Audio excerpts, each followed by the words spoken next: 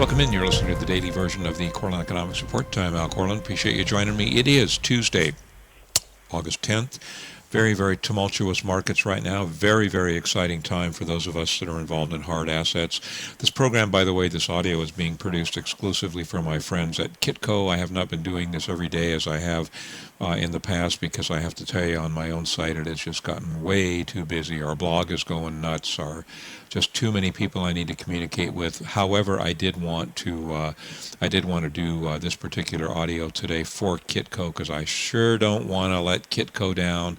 And I appreciate all of you folks out there who listen on Kitco. I have Roger Wiegand with me right now. Roger, it's a very, very interesting situation in the market, and that's almost an understatement. I mean, gold is approaching $1,800 an ounce as we're recording. It's according to the Kitco homepage. It's $1782.80 on the ask side right now.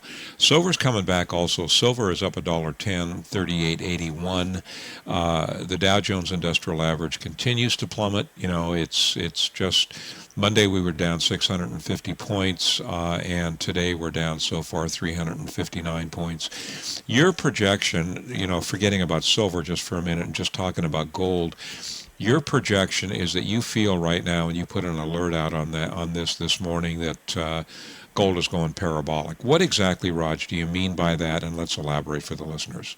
Okay, you got to give some credit to an associate colleague of ours in the industry, and that's the famous Jim Sinclair. Mm-hmm. He's had a statement in his report on the email for several weeks now saying that when gold touched 1764, that was it. It's going to go straight up. Yeah. Mr. Sinclair was correct. He Sure. deserves that credit. Now, technically what's happening here today is we've got three price bars, which represent 2 prior days, Monday, Tuesday, and today, Wednesday, going straight up on our chart. I have seen old charts like this over the years, way back from when there were crazy prices rising in gold and grains and other stuff.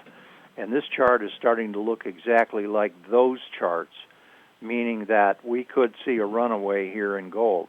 Now, keep in mind, when you get into a runaway, they usually make so much money that what will happen is the trading platform will impose higher margins for futures traders, number one. That'll slow it down. And the next thing they will do is that traders are going to make so much money they're going to sell, because when you make big money quick, people take it. Now, that does not mean that gold is stopped and that's the end of the game, not by a long shot. What this means is this is the first big rally of the longer-term big rallies that we had expected, and it's coming true today. I'm looking right now at 1780 gold for December. We're up about 2%. The trading range has been wild. It's been $60 today. Previously, in past weeks, we've been telling our readers and listeners that gold, when the volatility got high enough, was going to be running $50, $100 a day. Guess what? Today's the day. It's doing it. Following right on that was silver. Silver is now $39.